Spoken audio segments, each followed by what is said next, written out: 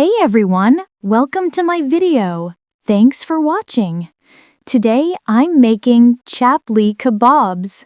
I'm excited to share my recipe with you. So let's get started and make a delicious Chapli Kababs.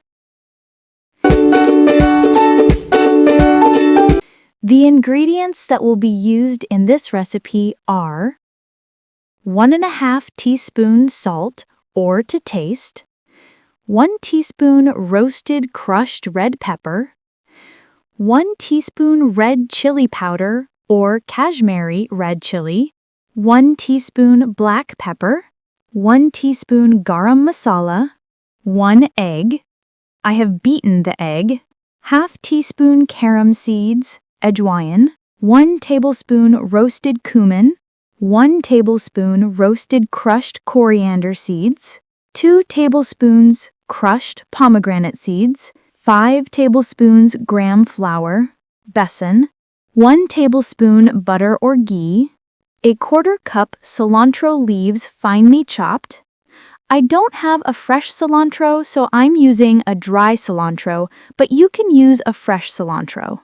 2 green chilies chopped, optional, 1 onion finely chopped, 2 tablespoons ginger garlic paste, 3 medium tomatoes chopped.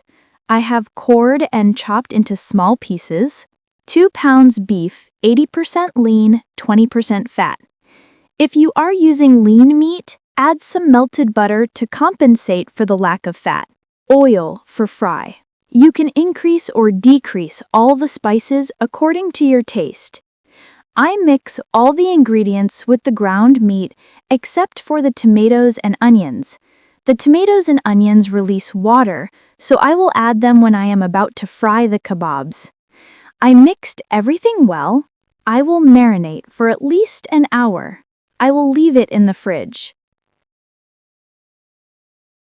It has been marinating for an hour, so now I am mixing the onions and tomatoes in it and forming the kebabs into thin patties.